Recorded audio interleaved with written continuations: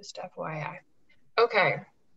Hi and welcome everyone. My name is Sheyda Esnaashari. I am the Drinking Water Program Manager at River Network. I'm based in Chicago, Illinois. With our intro slide. And this is the ancestral lands of the Kickapoo, Peoria, Potawatomi, and Miamia tribes. I put something in the chat if you all want to explore the ancestral lands that you're situated on. Go ahead and share in the chat name, preferred pronouns if you'd like, and location. And yeah, I'll hand it over to Felipe, my co-presenter today. Hello, everybody. I'm Felipe Benitez. I am trying to figure out my ancestral lands. I'm in West Virginia, so we'll get to you in that. But thanks for that really useful link. I'm originally in the ancestral lands of the Anacostans in Washington D.C., but I'm during pandemic times I've been spending a lot of time in Arizona and in West Virginia. And yeah, that's me. I am on the record in NPR hugging a tree. If you ever Google my name and NPR, I'm on the record doing it. So yes, I'm a tree hugger, and hopefully we'll have a fun. Oh, we lost you, Felipe. Okay, I'm gonna go ahead and move forward and kind of give you guys the run of show. We're gonna go over some ground rules, do a more formal welcome. I'm going to share some basics around community engagement. This is going to be really interactive, so feel free to participate in the chat, or since we're a smaller group, we intentionally kept it that way. You're welcome to come on video, come off of mute, and share.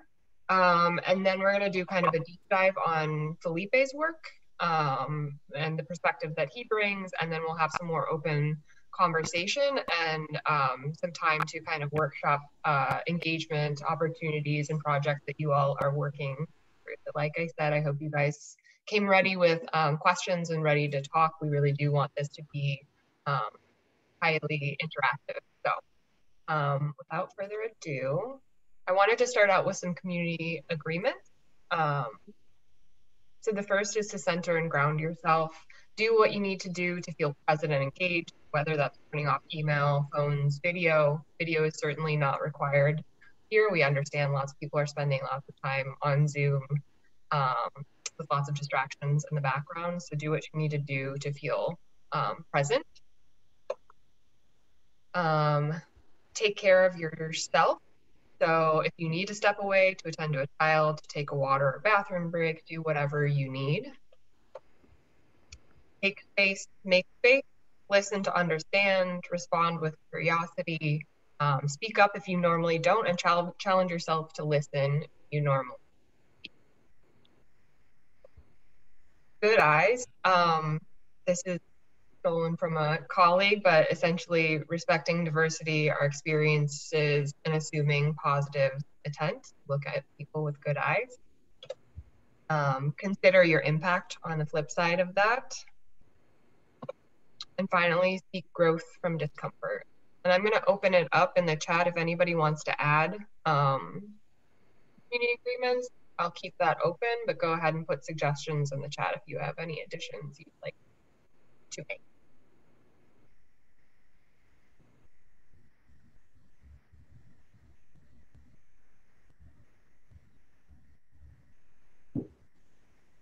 Okay, keep that open. Next, I wanted to just do something called a diversity welcome. So I want to welcome all identities to this space. All races and ethnicities are welcome here. All gender identities are welcome here. All people managing chaotic home lives while working from home, kids, partners, other distractions. All people feeling zoomed out. All people feeling encouraged but cautious about our recent election. All people carrying the weight of continued racial injustice and violence and the many systemic injustices we continue to fight. All people feeling anxious about the continued pandemic. All people feeling optimistic and hopeful. And then I'm going to open it up again if anybody wants to come off of mute or add in the chat any additional welcomes they'd like to add.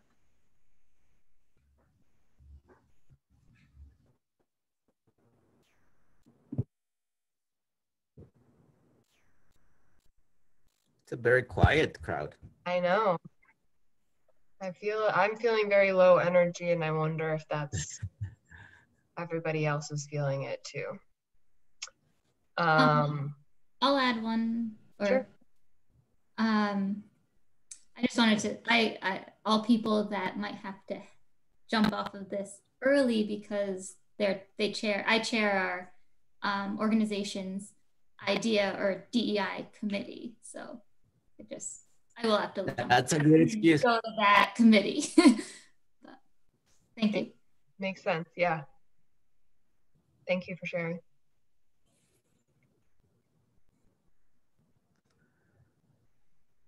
Okay, we'll keep that open if you want to share in the chat if anything comes to mind. And without further ado, we'll dive right into it. So the first thing I wanted to start with is just an open call. I want you all to take a minute to reflect and then share in the chat, what does engagement mean to you? When you hear that word, what does that mean to you?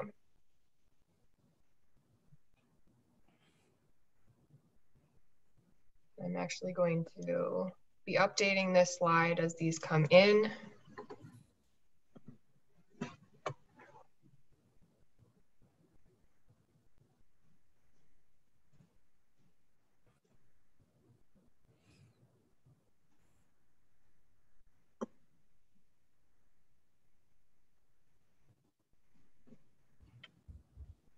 Nice, we're starting to get some.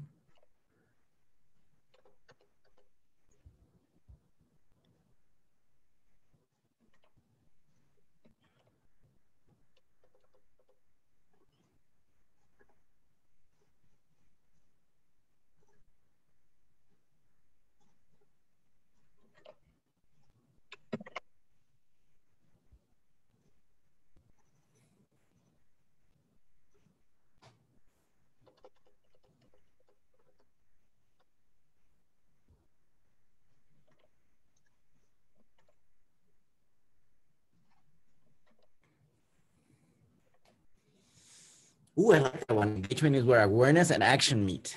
Nice.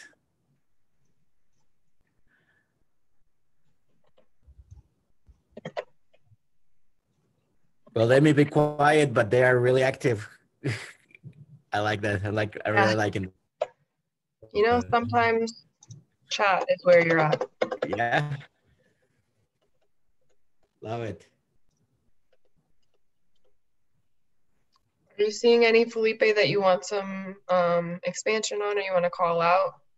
I think I'm starting to like this, obviously the two-way conversation and trust, which I think that's exactly what the two milestones of the work that we do. It's really listening, learning to listen, also be able to communicate in an appropriate way, in a way that resonates with your audiences, but also that component of trust. Who's your trusted spokesperson? How do you build that trust? Is it something that comes fast? It's something that comes with time. So I'm really enjoying that, and I really obviously like the having a common mission or a cause that unifies whatever this engagement means, whatever the stakeholders are. So those are the few things that I'm starting to see.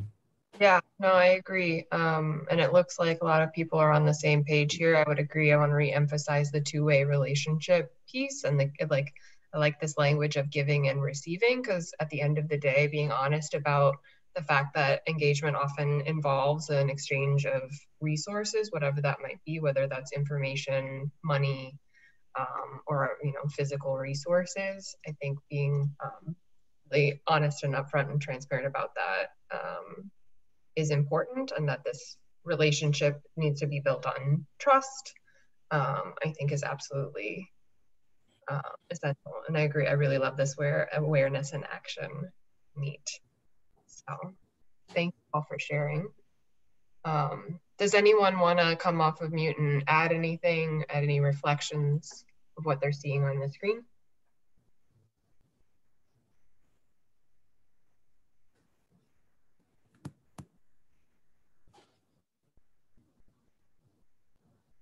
Okay. So a lot of what we saw on the previous screen is reflected here, but I just wanted to take a moment to go over the concept of engagement versus transaction. So here we see engagement is collaborative, it's relational or relationship-based, it is long-term, transparent, and based on mutual interest or experience for mutual benefit. So I think we saw a lot of that reflected in the previous slide. And on the flip side, transactions are often one-sided, extractive, short-term, and for the benefit of one more than the other. And I think sometimes we see things that are transactional under the guise of engagement. So I think it's just really clear to be, or really important to be clear about what we mean when we say engagement. And it seems like this group is really on the same page about that. So that's wonderful to see. Next, I want to have you take another couple of minutes to reflect and reflect on the key questions you might ask when considering how and why to engage members of a community. And again, go ahead and type your responses into the chat. And I'm going to do the same thing and update this slide as we go. Oops.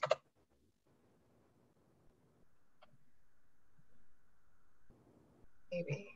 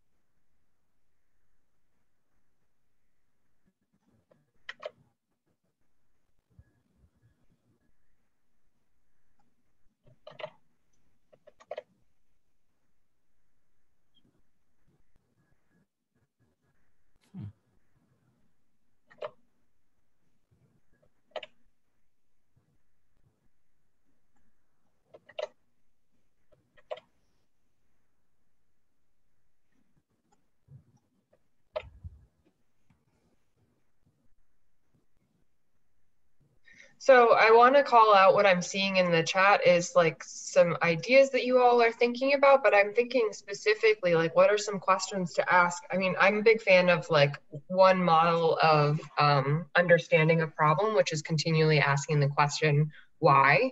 Like, I want to engage this community, why? And then taking that answer and saying why? Why? So I really am looking for specific questions you might ask. Why are you here is that's a great question.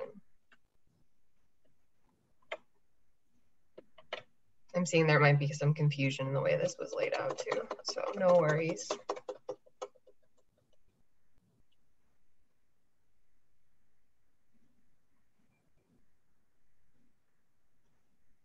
Who is not here? Well, I How do we get to those and who might not be able to or might be concerned? I think those are great questions.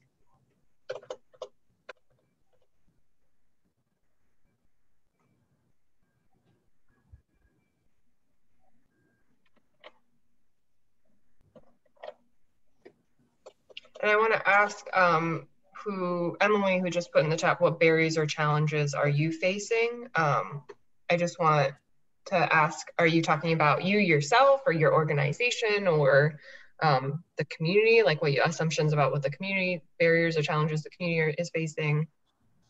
Yeah, hi, I'm thinking about a very specific outreach project that we're working on and that might come through in how I'm approaching this, but we just did a big needs assessment for our watershed groups that we work with. And so I'm thinking about, that can be individual, that can be collective, but I think it's really interesting to hear about barriers or challenges in understanding that there are some shared interests or some shared values, but really hearing from people in a non-transactional way, you know, how we can support each other. Yep, that makes sense. And yes, please do bring your like very specific examples. We do want to do this workshop style, so we want to be able to like answer, you know, help you work through things that you're specifically working on. So thank you for sharing that example.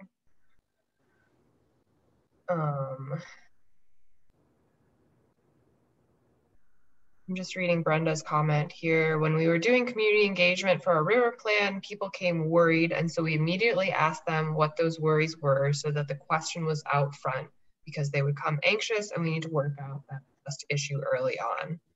Yeah, so I think that can go into a number of different questions about like what are the barriers and challenges you face to engaging a community? What are the concerns? What sort of bias is there maybe toward the organization that you're representing or the community? Like we're all part of a community, whether we are conscious of it or not. Felipe, anything you want to call out or ask about? No, I guess it's important to make sure that we are, as it's been implied here, we're ready to listen. We're ready to really go beyond our model of engagement, our model of enjoying public lands, our model of recreating, because what we're gonna start encountering is that there will be a lot of different ways of approaching our work, our conservation work. But at the end of the day, I think most communities, most organizations, most groups that we interact with will have similar goals, but it's just getting to that point. So really understanding and being open to listen. I think it comes back to the first question, is listening. It's really being able to figure out what are those differences that apply. Like a quick example is how for the work that we do with Latino communities, how do Latinos enjoy nature, how they recreate in nature versus what's the model for a more mainstream. And there's no right or wrong way, there's just different ways. So just being aware of those differences, being willing to step out of our comfort zone, that I think that's what I will take away from this particular, but all of these great questions. So back to you. Yeah, so and I think, you know, as we go into the next slide, my framing for this prompt and the way that I think about the initial asking yourself questions phase is I think it's really important to get clear on yourself and your own organization before you start to try to understand and engage or assess what's going on in a particular community, because as we said about you know, what engagement takes, it's really about relationship building, it's about transparency, it's about a two-way street. And if you don't know yourself and what you're bringing and what your organization is bringing, if you're not clear on that and you're not able to transparently communicate that, it's really difficult to engage and let the community speak for what they believe their barriers are, what their apprehension is or excitement is about being engaged and working with you. So here, this first question that I have here is, who and what am I representing? So recognizing your institutional and individual perspective and power, who you are and who you're showing up on behalf of. And so transparency is only possible when you're sure of who you are and what you bring and what you represent. How do I want to show up? So thinking about the diversity welcome, excuse me. Who are you welcoming? Where do you fit into that? And then also thinking about community agreements. How do you lead with your values? And how do you center and ground yourself in your values? What am I hoping to achieve? So transparency also means being clear about your goals. I think we had some questions in there about like, what am I hoping the outcome will be, and expecting that to shift, but being clear about, you know, like I'm being guided, whether it's I'm being guided by this grant and these deliverables that were written, and this is what I'm expecting, versus this is what I think the need is, or this is what I'm hoping for, and being open to having a conversation that might shift that goal. What is my current relationship to this community, if any? Knowing how and where to engage means knowing how and where you've engaged previously, and understanding historical context of relational dynamics. So even if you haven't directly done like a community engagement strategy, oftentimes there are, you know, like relationships that exist by not engaging a particular community, or decisions that were made above a specific community. So what are my resources? I think this is really important, and I think the more you're transparent about it you can be, the better off you will be. It can be kind of a touchy subject, talking about money, especially when we're talking about grant funding, but what am I or my organization willing to commit to this work? What do I bring? And how are these resources of value to the community? And then being really clear about what your limitations are. How far am I willing to go? How far do my resources get me? What is our institutional or my individual line? So that can be values-based or just mission-based or whatever. But the clearer you can get on that, recognizing you might not have the full answer, you know, until you're presented with an opportunity and you decide whether or not that's somewhere you can go with the work.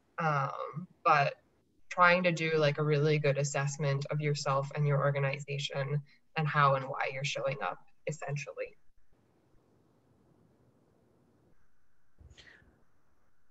Yep.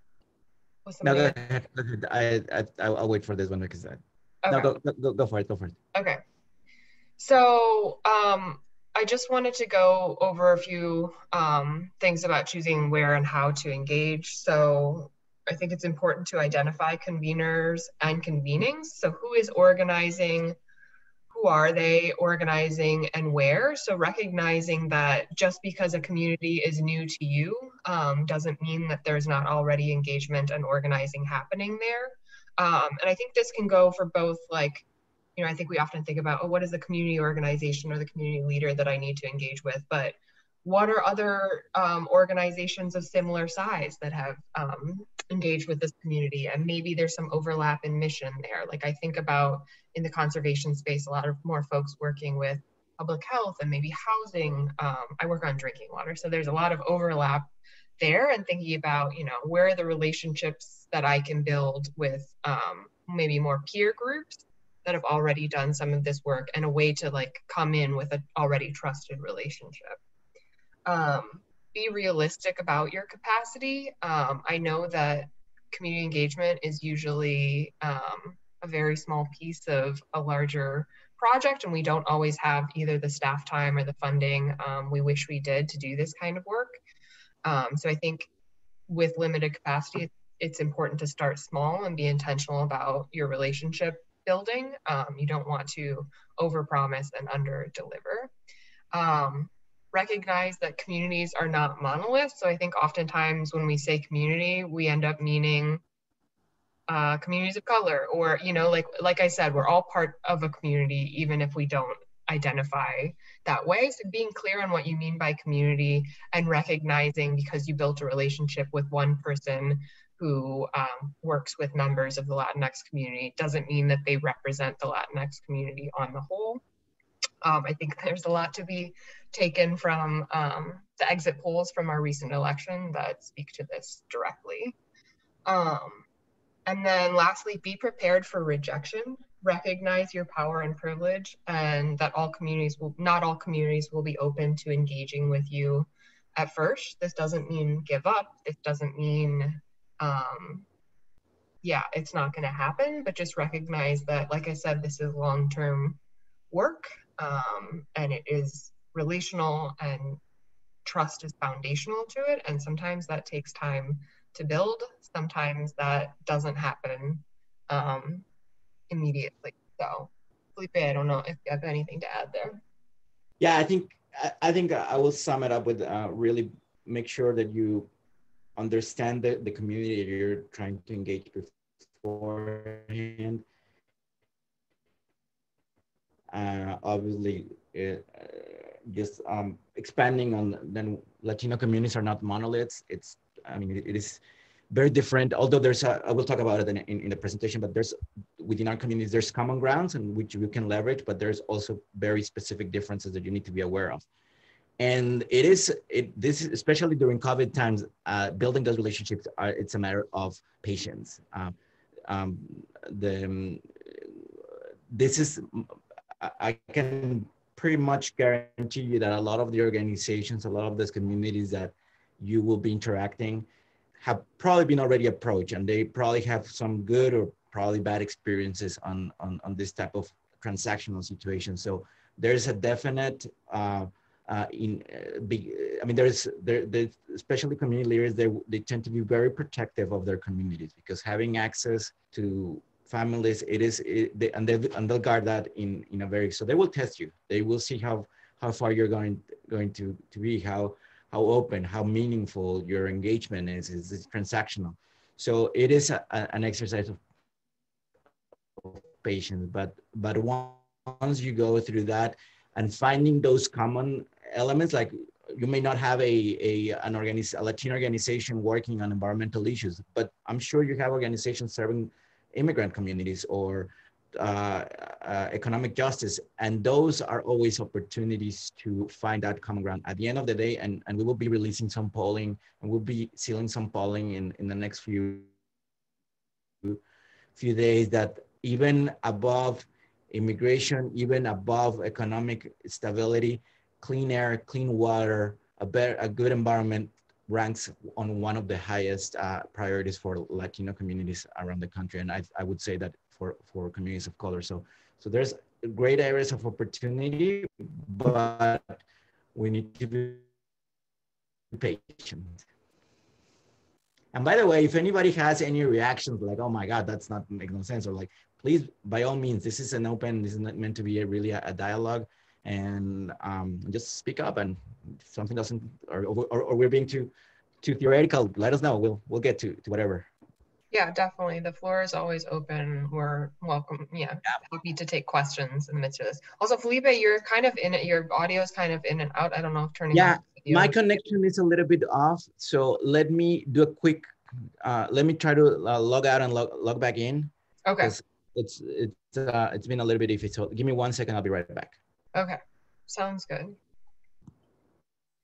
The last thing, and I think this is something that Felipe spoke to a little bit, you know, when he said COVID times, but I did just want to like speak about our current context and say that, you know, virtual relationship building, which is what essentially most of us are doing now, and convenings are hard. I know we've been doing this for what, 8 months now. There is something lost in a Zoom convening, and I know that it can be difficult to reach out to folks that you even have a relationship with already in this context. So just recognizing that things might be a little bit slower,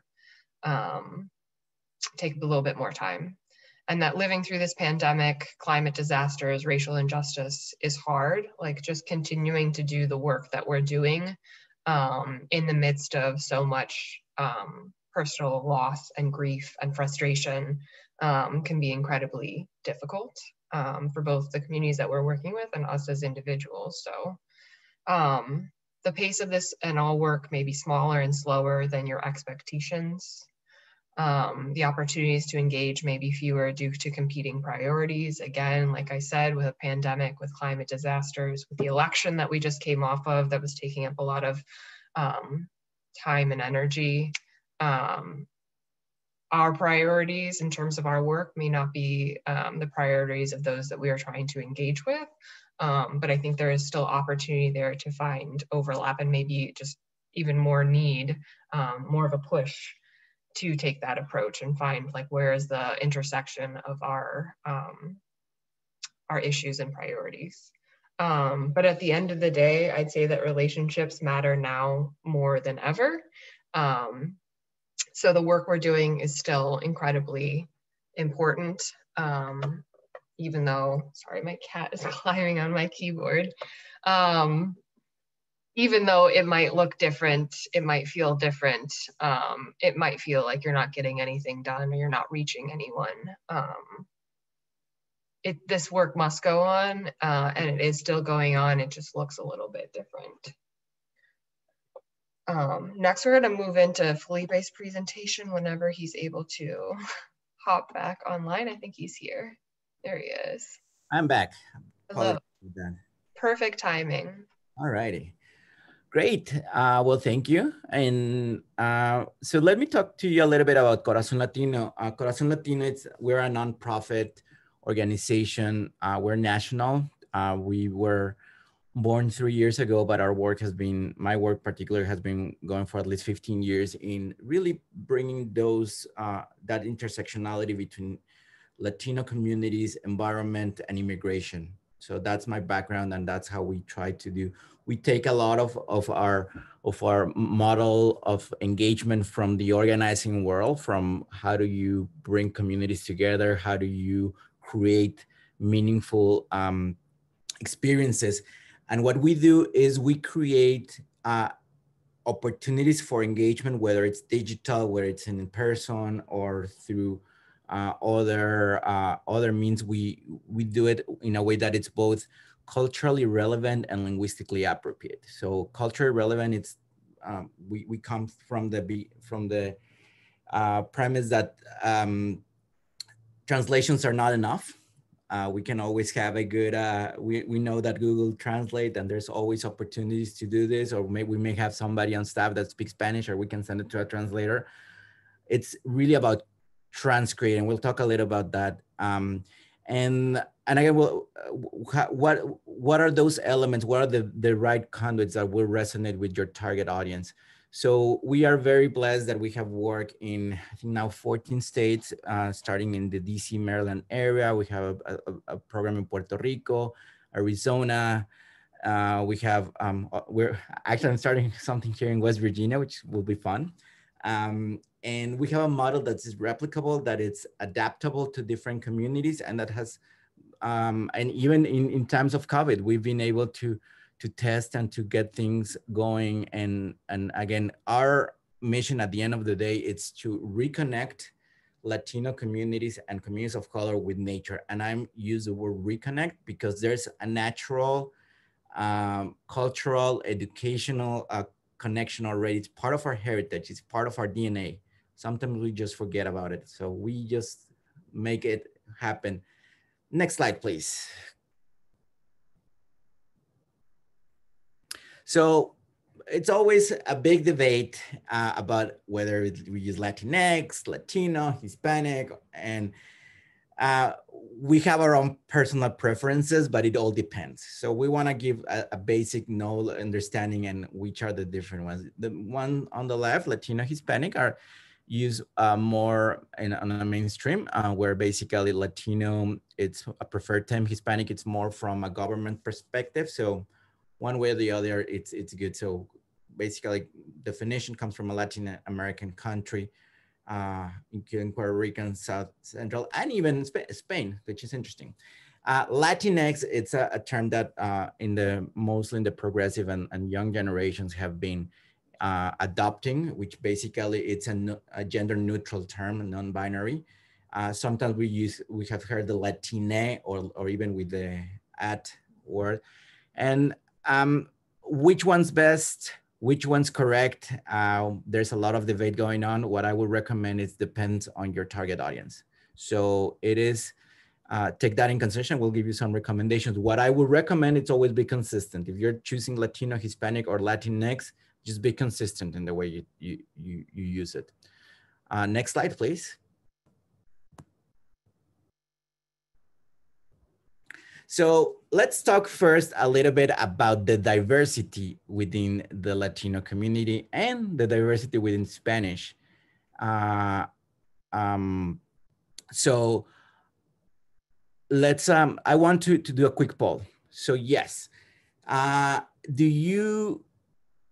for those who speak Spanish or know a little bit of Spanish, can you please tell us how do you call a cake in Spanish? If you can write it down, or we'll give you some options, please. There's three options: a pastel, a bizcocho, a torta, or maybe another one. So can you guys please do a quick on your chat? Do what would you call a cake? A pastel, great. Nicole. A torta, Sarah. All right, good. Who else? Torta. Wow, we have a lot of South Americans. Or pastel, great. Well, at the end of the day, it's all ways of calling a pastel, of our cake, sorry. Bizcocho is more Puerto Rican and Caribbean. Pastel is for Mexican and Central America, it's a more common. A torta is much a more South American way of calling it. However, if you're in Mexico and you ask for a torta, next slide, this is what you'll actually get. A little bit of a different element. So my word, it's a sandwich, is a way to call it sandwich. So my point on all of this is that it's a way to show that Latino communities are not monolith. Spanish language is not, it's different depending on the region. So it is important to understand that Latino, Latinx, Hispanic can come from 20 different countries, plus Puerto Rico. It's a very diverse community. So just bringing that. So it is, as we established, it's Cuban American community in South Florida, or Central Florida, Puerto Ricans, or Mexican Americans in Central, in Arizona, in Southern Arizona, or Dominicans in New York. There's different communities, and each one has its own distinct characteristics. However, there's common ground. Next slide, please. Next slide. There's language commonalities. At the end of the day, yes, we all speak Spanish. At the end of the day, there's where the Spanish language is governed by the Real Academia de la Lengua Española. So there's ways to the Royal Academy of the Spanish language. So there's rules of grammar, or how do we, of descriptions. There's a lot of cultural similarities. Of course, we all like a good party. We all like good food, music, art, fiesta. There's always similarities. So don't get too scared, but at the same time, be aware that there's those things. And this is something that happens a lot, that with organizations in any size, where basically you come like, oh, we know this person who happens to be Latino, or happens to have a Latino last name, might be from Colombia, or might be from Argentina, or might be from Mexico. Well, is that the right person that will understand the nuances, that will understand the difference from the target organization? Not saying that they won't, but it's important to know those differences. Back in the day when I was doing more of the strategic communications and social marketing, we actually had a focus group testing to find the right word for bus driving. Because in Spanish, it can be different ways. It could be mareadito, it can be like tomadito. We actually had to do focus groups around the country to come up with the term. So words matter, concepts matter. It's not the same to bring Bad Bunny versus Alejandro Fernandez. They will resonate in different ways in our community. But again, at the end of the day, a good dance party, good food will bring people together. And that's obviously not only true with Latino community, but with most of us. So some generational rules of thumb: recent arrivals, the preferred language is always Spanish. First generation, English, Spanish, or Spanglish, and second, third, and on beyond, English and Spanglish. So just a few rules of thumb. Next slide, please. The engagement model, or our outreach model from Corazón Latino, is we bring a three-pronged approach, where we bring grassroots activities on the ground. We also bring at the same level our digital engagement, and this is pre-COVID times. We want to make sure that we are talking to Latino communities, to the Latino communities through digital means. I mean, there's a lot of great data out there that shows that the one of the technologies and especially cell phones are one of the best ways to engage with Latino communities. That doesn't mean that everything will work. That doesn't mean that Zoom will be the best way to use, but text messaging, WhatsApp, Facebook, they're always good. So we try to incorporate those. And we also leverage traditional media. So the Jorge Ramos at night, or the local newscast, the local DJ, a local radio, a local newspaper will always be a good source for engagement.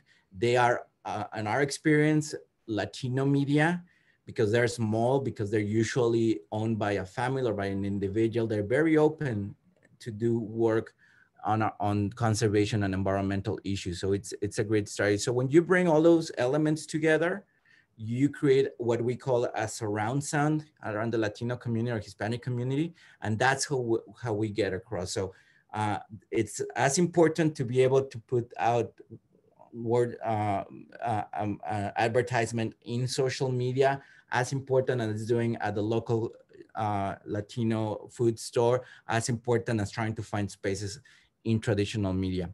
So that's our model, and it has worked really well, and we've applied it in, as I mentioned, and wherever we go to a new market or a new community, that's where we're trying to find. We try to find the influencers, the voices that will help us. What's the community that already has trust in Latino community, that's already doing the work in the community?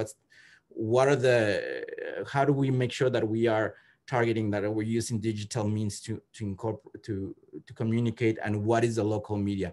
And on top of that, there might be other elements like the local consulate or the church or the local convenience store. Those are elements that we try to identify and we try to bring as part of our engagement or outreach strategy. So I'm gonna stop there. If there's any questions, comments, starting to ring some bells. Great. I have a question. Yes.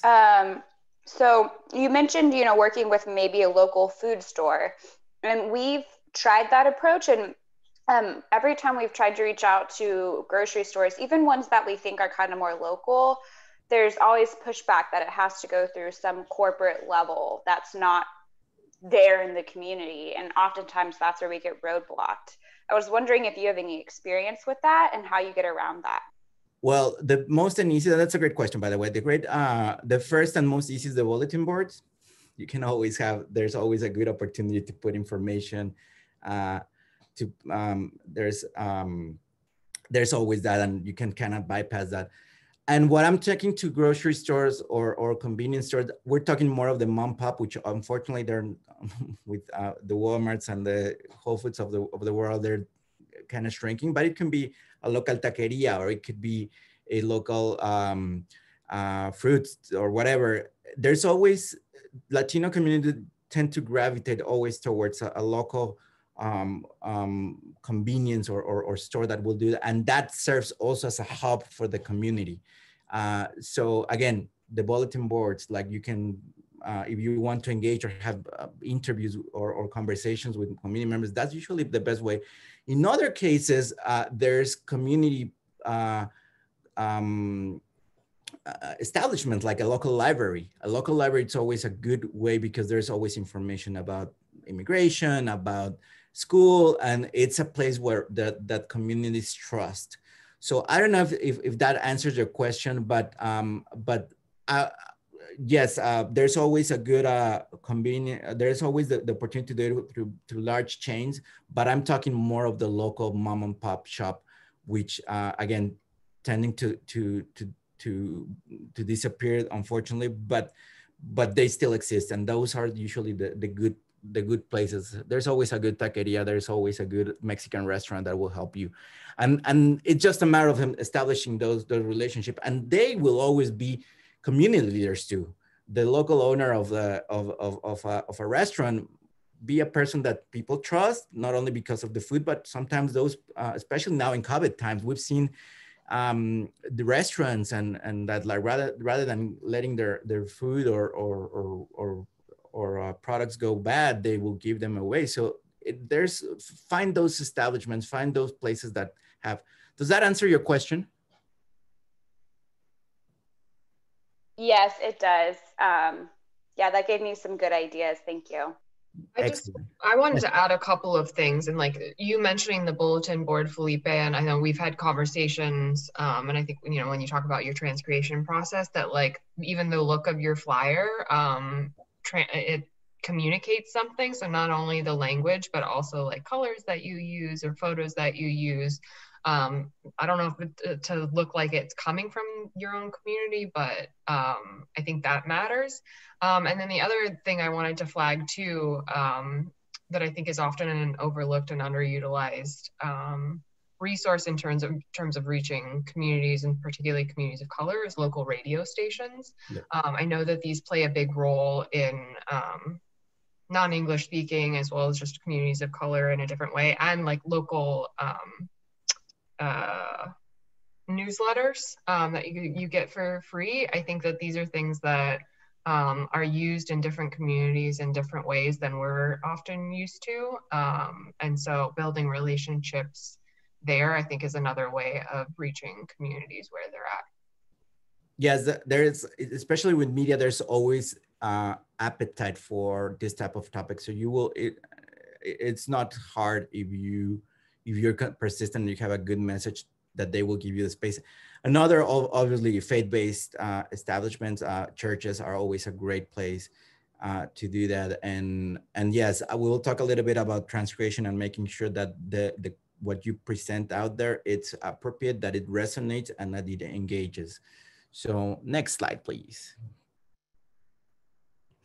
So it's important, and again, it's reaching out, it's important, but once you start having, and one of the points that we were talking earlier, is your organization ready to really welcome, to create a meaningful welcoming opportunity for communities of color? Or are you just trying to really replicate what works with other communities?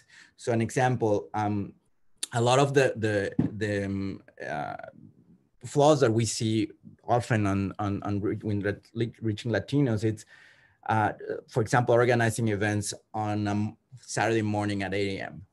And suddenly you put out a flyer and you're hoping that Latinos will show up. Well, if you're in a immigrant community, Saturday is probably work day. And if you're working 2 or 3 jobs, it is hard. So what do we do? For example, we as Corazón Latino, how we started doing events on Sunday afternoons. We don't do it at noon because that's church time and you're not going to compete with God. So we do that. So, but what happens when you do it in the afternoon? Well, if they're coming after church, if your members of the community are coming after church, they're coming in their church clothes. And it's not just coming with mom, pop, and the kid. It's the whole family that's coming. So are you ready to welcome them? Are you ready to be able to provide a welcoming, engaging, and meaningful experience? So, so what things that we do is we make sure that we have a bilingual staff, that we're inclusive. We reduce barriers of entry. If we have accessibility via public transportation, is there an entry? If it's a park or something, there's an entry fee. Are we really creating opportunities where people are experiencing nature or conservation in a way that they usually do, which it's usually very different. We're loud. We like dancing. We like music. We like playing soccer. So it's just different ways. There's not a right or wrong way of enjoying nature. There's just different ways. So are you providing those elements? And are you providing safety instructions? Are people feeling safe? Or are we setting up for, I mean, even some very simple that instructions that you may not be giving for a traditional engagement, but here you need to do it. And what is the call to action? What are you asking folks to do? Is it just like, are you just trying to do volunteers? Are you trying to protect our motherland or our madre tierra? Or what is it that you want to do? So this is elements that we want to consider when we're creating this positive experience. And we can even be beyond that. are you providing, for example, if you're inviting the community to a cleanup event or a tree planting or whatever it is, make sure that you have a telephone number where they can call and they can ask questions. Is it safe for them to bring their kids? Is it something that if there's food available? I mean, there's going to be a lot of questions. So you want to make sure that you be thinking that, because when all of these things are not done, then we encounter like, oh, well, we created an event for Cinco de Mayo on a Saturday, 8 a.m. No, Latinos didn't show up, so therefore they're not interested. And that's not the case. You need to really create those opportunities that are welcoming and that are meaningful. Next slide. Any questions, comments? I know I throw a lot of information. Nope. So I'm just gonna walk you through a couple of examples of how we've done it throughout the years. So for instance, this was one of our first ever events. It was the Discover the Forest Challenge. So we brought citizen science to a heavily Latino community in Cheverly, Maryland. So all of those elements that I mentioned, it was a Sunday afternoon in the early spring. We actually advertised it heavily in Facebook. We had people that actually drove from Delaware, which was amazing, mind-blowing, from the Delaware all the way to Maryland to experience this. And we actually although we actually in advance asked people to download iNaturalist, which is the app that we use, that we asked them, we had to walk them through the process. So when they arrived, we actually created opportunities. So it was a cold afternoon. So how do we start? How do we break the ice? Well, we started with Zumba dancing. So that's a great way. Dancing, it's always a good way to break the ice. We had them do, if somebody has not used iNaturalist or doesn't know iNaturalist, can you please just let me know so I can explain? But it's just a citizen science app. So we created a competition, and we said, okay, let's do raffles, small raffles, like $100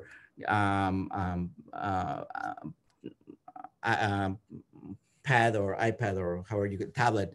And we actually had in 90 minutes, we have more than 50 participants, 284 observations, and 85 different species that were observed. So again, all the elements that I mentioned, Sunday afternoon, let's have something that's culturally relevant. We have food. We actually ended up with giving some finger food, some like pupusas. So again, it's creating a welcoming experience, something that brings community together. So next slide, please.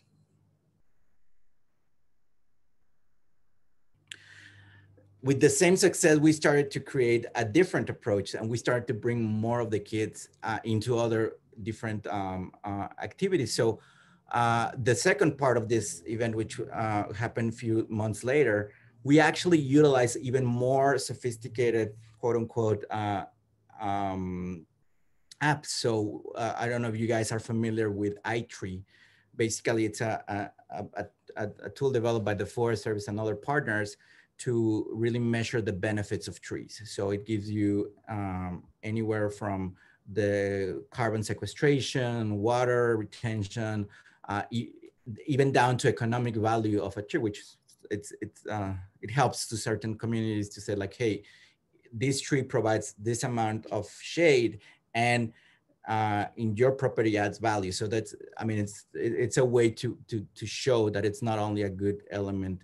So so we brought this iTree, and one of the different applications provides you an opportunity to create these like USDA labels, makes you all of the elements. So we went a little bit ahead of time, and we measured, and basically you measure the circumference of the trunk of the tree, and then with some other elements you come up with those numbers. So we did it ahead of time, and we had kids do the work, and it was just a beautiful, and we incorporated different conservation education activities from project learning, tree, and other different music, dance, food.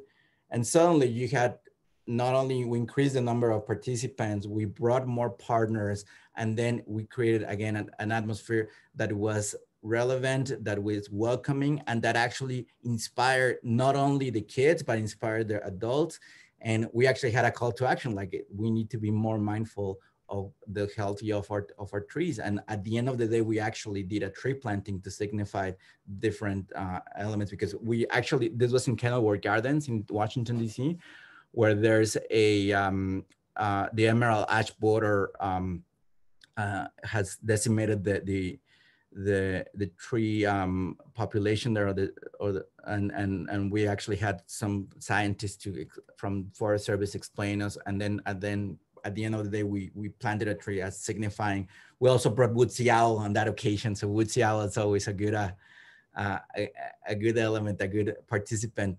But again, it's a notion of doing something that people will feel welcome, that and again, in a notion that they're doing something that it's really with their learning. And again, we trick the adults to learn through their kids. So once they learn how to use iNaturalist and use iTree, they all get engaged.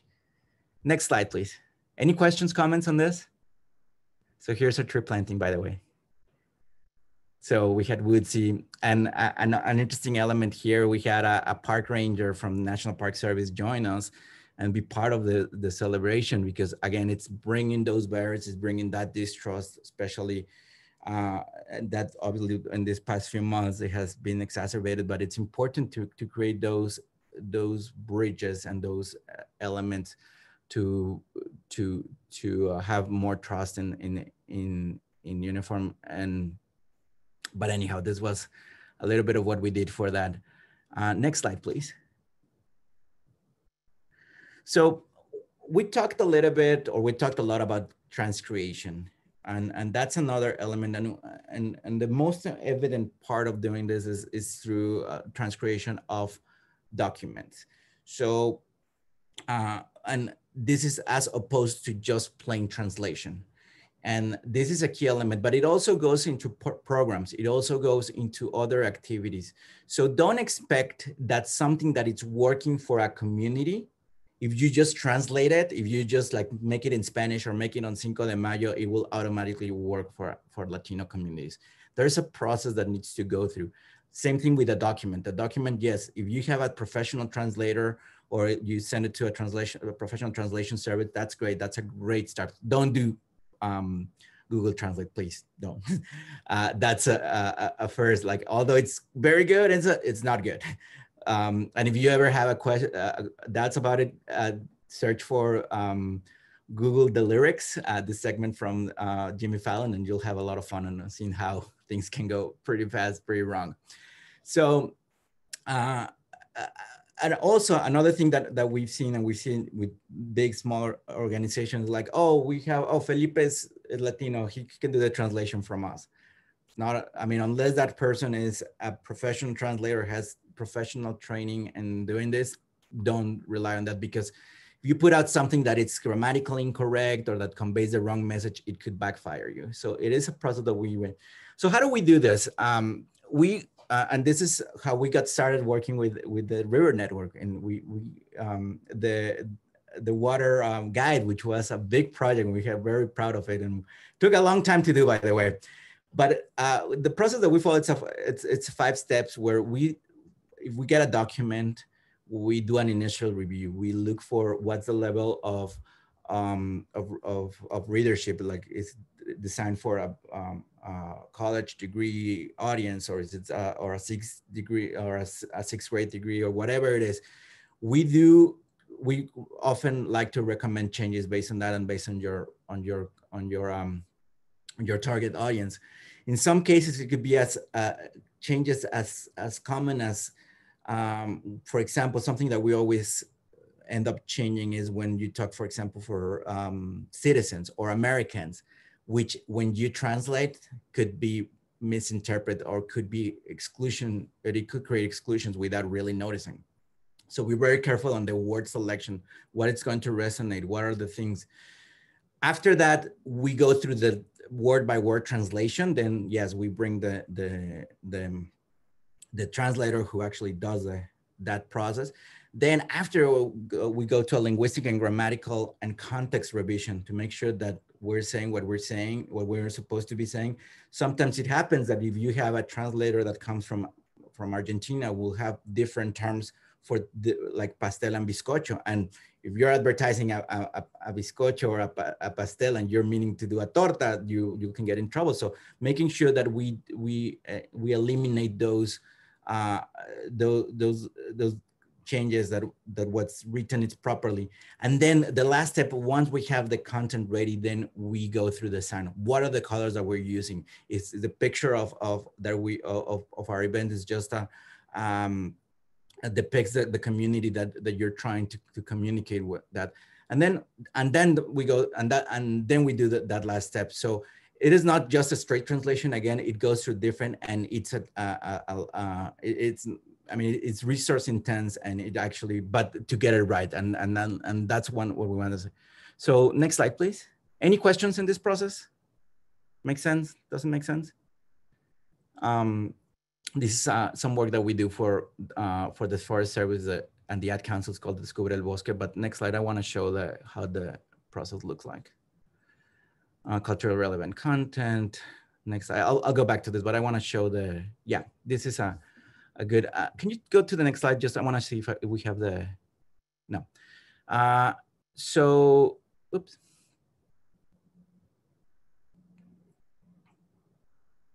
So this was an example of how that transcreation looks like. And unfortunately, I think I erased the actual fact sheet where it was originated. So this was something that we worked together with the Nature Conservancy on talking about the benefits of trees. So the original fact sheet was a pretty text heavy. It had all the content there, but it was not something that was attractive. It was literally just a fact sheet.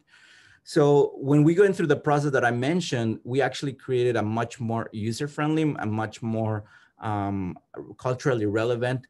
And we looked into everything. We looked into, like, for example, the imagery, how they're depicted, the houses, the colors, the language. So we tried to really take a deep dive into how this is going to be a meaningful and engaging.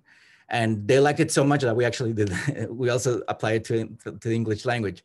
So, and I'm unfortunately, I must have the original. But this is the type of what I said and it was mentioned earlier. Like, is your collateral materials, are they going to stand out? Are they colors that people will be attracted to? So those are elements that we want to make sure. And again, it's not only with collateral materials, you also want to do it in your events by itself. You want to make sure that you bring all this thinking, all these considerations when you're implementing a program, when you're implementing an event, and yeah.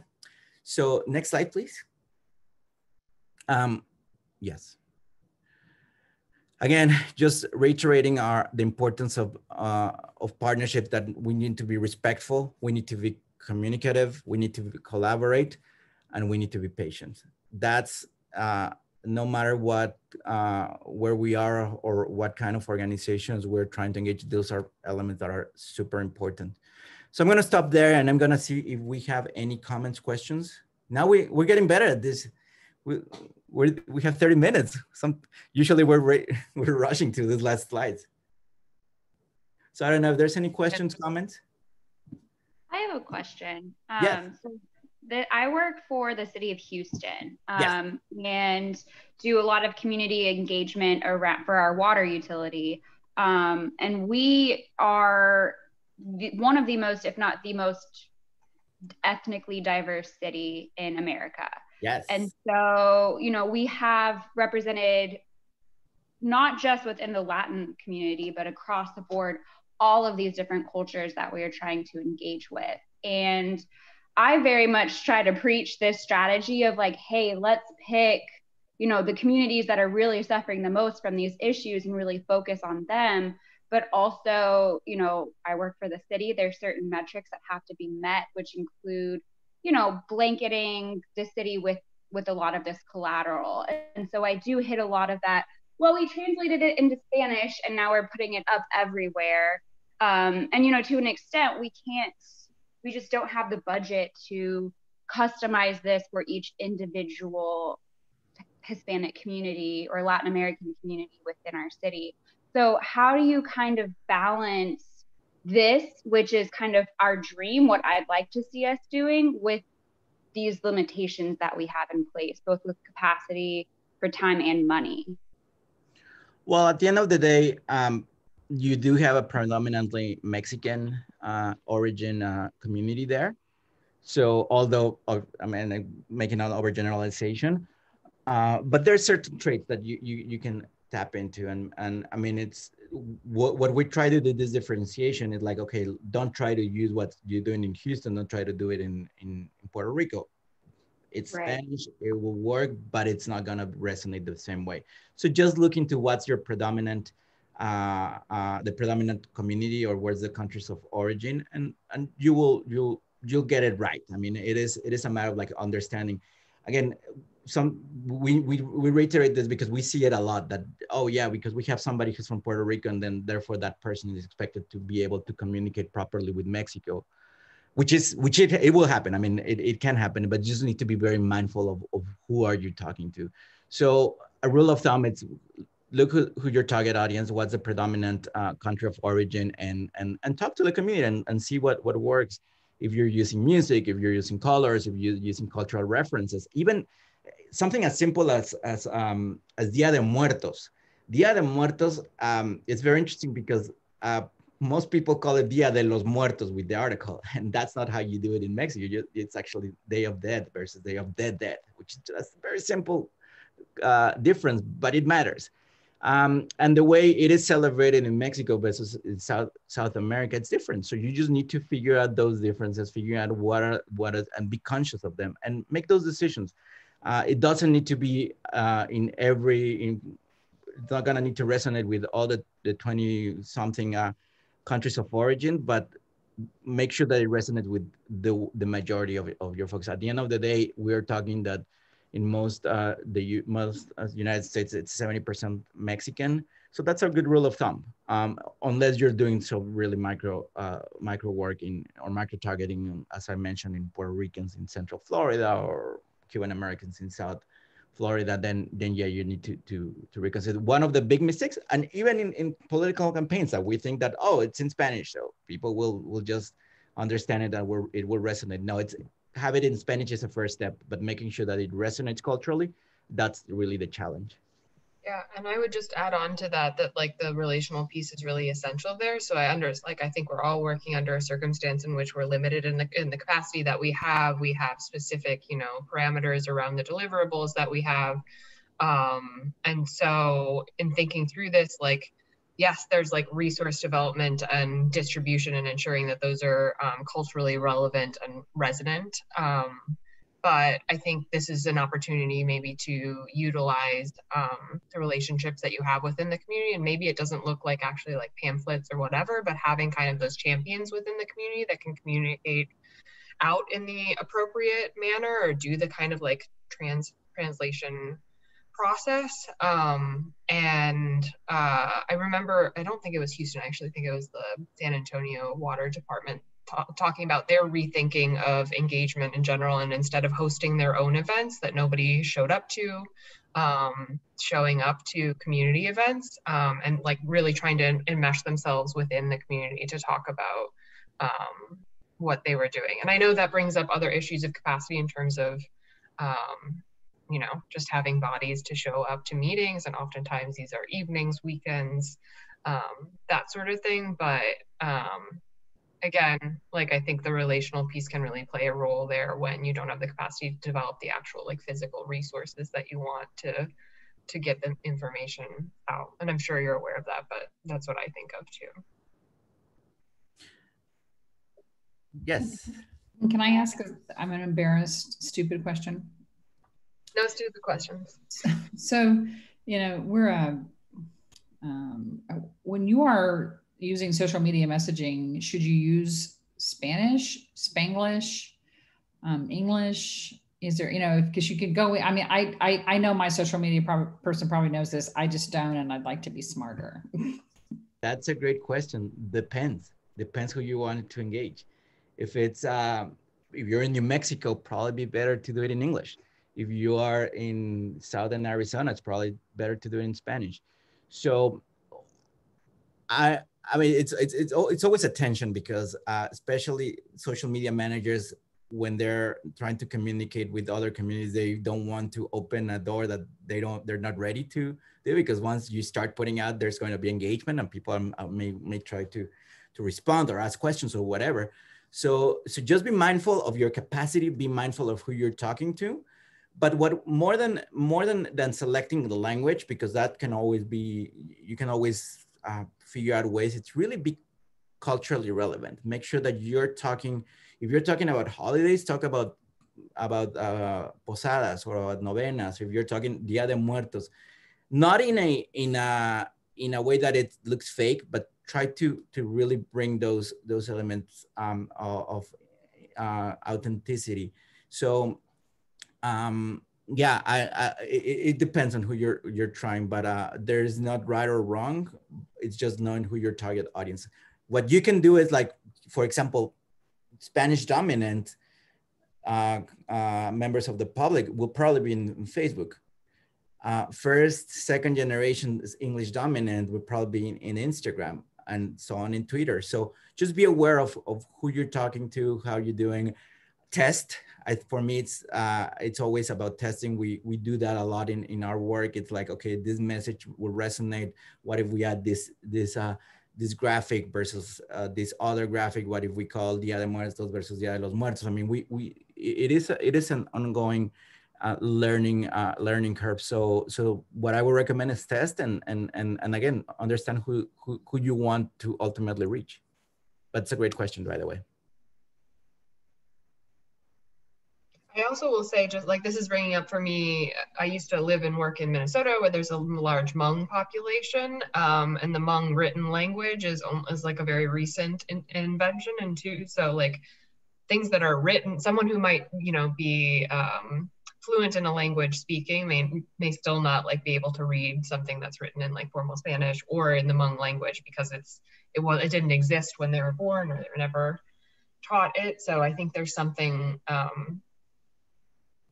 to be aware of in just the written version of a language, whatever it is, that may not mirror what it's like to speak a language.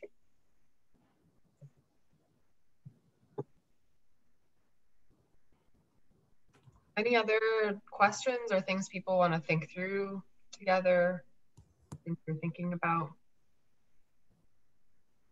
I have another question. You know, you guys have emphasized, and I've seen this myself, how important relationship building is, and how oftentimes that does take time, and you're not gonna get what you need your first approach. Especially virtually, one thing I'm struggling with balancing is, how do you follow up? How do you show that you're committed to a community or a group without being overbearing or annoying or seeming like you're just bringing up the same issue over and over and over again, recognizing, you know, like we discussed, that there's so many other challenges going on right now as well. So I think one of the most important elements, it's identifying who are your right partners, who is already in contact with the community, who already has the trust of the community. And then finding those common areas that you will bring. At the end of the day, if you're dealing with drinking water, that's something that most Latino communities will, and organizations will relate to. So it's finding those. You're not gonna find the right perfect partner, but it's how do you build capacity? How do you create or bring a program that will help them serve their community better? And I think for me, that's crucial. Again, especially immigrant serving communities or organizations will feel like, well, we probably don't have anything in common related to the work that we do, but usually those are the ones that are the best. So for me, it's really about having that finding that area where you bring that opportunity, we bring something of value. I'm not saying money, but something where they can serve better their community. And that's when you start having the conversation. I don't know if that answers your question, but that's what I would recommend. I was going to add that, yeah, something we didn't cover in this presentation, and something that I think is brought up a lot more when we're talking about in-person engagement is like these incentives for participation, whether it's providing food, a transportation stipend, those sorts of things. But like, I think there can be like a, look, I'm asking for your help in something, and so this is the way that I can compensate you. So one thing that I've seen organizations doing as they like kind of rethink their grant deliverables and are in conversation with their funders about, you know, how can this money best be spent? And this is speaking to what you bring up about competing priorities and not always being like the most relevant or top of mind thing that these groups want, or groups or individuals want to talk about. But like, yeah, how can you reimagine your budget and address, like, be aware of and maybe play a role in addressing some of these more immediate issues that are facing these groups in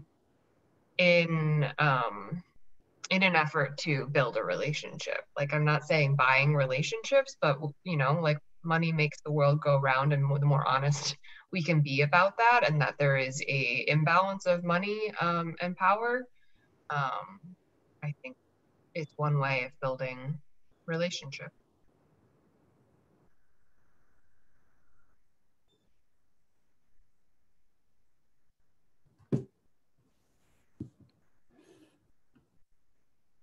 Any current opportunities or any current programs that you may want? I mean, we're here to help, and in other occasions they've been asking us very specific, like, hey, I have this event, how would you do it? Like, use this time, as you said, we have what, 10 more minutes, 20 more minutes, 10 more minutes. If you have any particular, we're more than happy to address real life experience and not just theoretical. I'm just mostly sad I didn't go to this webinar before we did some vision plan inputting. And it's interesting, we hired a wonderful company that did, and it was a minority owned company, but it was a Black owned company, and they did a super job of getting to, I think your point's well taken, they did a super job at getting to our Black communities, but did not necessarily do such a great job of getting to our Latino communities. And so that's one of the reasons I was especially intrigued. We have a ashamedly affluent white Asian county, but we actually have a pretty large, we have a large socioeconomic variance within parts of the county. So I think we addressed that pretty well and did exactly, I'm kind of proud of myself. We actually just sort of intuitively did some of that.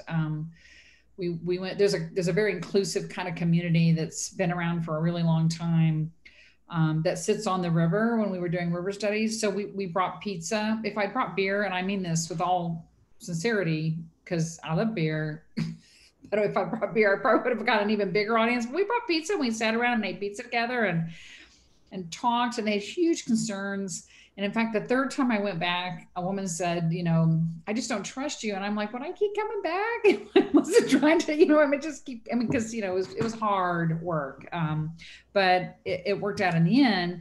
But I was never able to get to, we have a large agricultural community north, and we know from geofencing that we have, and from census studies, that we have a large Latino population up there. But so I was intrigued by your idea of the Mexican restaurant. I had never, ever thought of that, you know, that often will be a leader in the community, you know, I mean, I thought that was really good.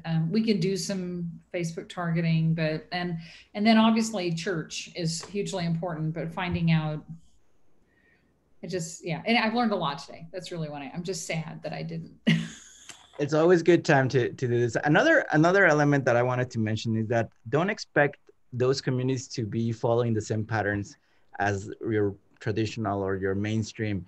They may be in enjoying a river on a Tuesday morning or a Tuesday afternoon. So oftentimes when we see this type of engagement opportunities and I mean, doing, I don't know, how do you call it, surveying or they like, well, we're just there on Saturday and Sunday. Well, that's great, but is that really when it's happening? So we always say that probably Latino communities are already there. They're already enjoying whatever it's really river. Are, it's yeah. just, it's probably just at different times, at different, again, and it comes back to the point of it's just a different way of enjoying nature. So, but yes, I think, and you get a lot of I mean, when we do this type of programming where we try to enter a new market, the first place that I go, it's restaurants. See where they are, see what they're serving, because you get all kinds of information. Have a few conversations with the owner, with some of the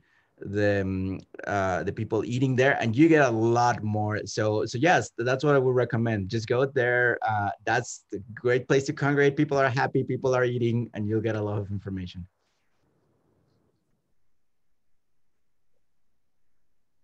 Great. We've got just a few more minutes, but I have on the screen here and I shared in the chat a short survey that we have for taking feedback on today's session. So please do take a minute to take that. It helps us.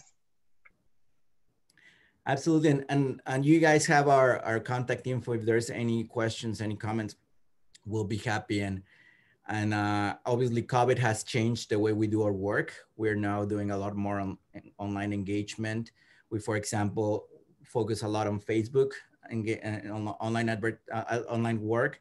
We, for example, we've experienced that Zoom calls are not necessarily a good way to reach the Latino community. So this new reality brings a lot of new challenges in barriers of entry. So we tend to use Facebook because it's a much more accessible. We tend to continue to use media as text messaging, WhatsApp. So things have changed, have evolved, but we're still testing. And for example, things that we've been doing in the past, since the pandemic began, we began to do a lot more concerts. We actually bring performing artists to do, first at the beginning of the pandemic, we will get them to do out of their living rooms with our messaging, talking about conservation, talking about environmental protection. And then as things started to evolve, we started doing more outdoors, and we actually have folks do concerts in the outdoors. And that brings a different, and always staying true to our mission and to our messaging. And that has been extremely successful. So we have found ways to continue that engagement. And thankfully for that, our partners like the Forest Service, Park Service have been very open to these new ways of engaging with the community. We also did an app, an ecotherapy app. So you actually go to our website and you can relax on 5 minutes reading through an ecotherapy process and listening to sounds of El Yunque. So that's good stuff. So anyhow, just some ideas that we've been testing and that we've been quite successful in engaging communities through the new reality. I just want to mention, I put this in the chat, but it looks like our survey hasn't been updated. That's my mistake.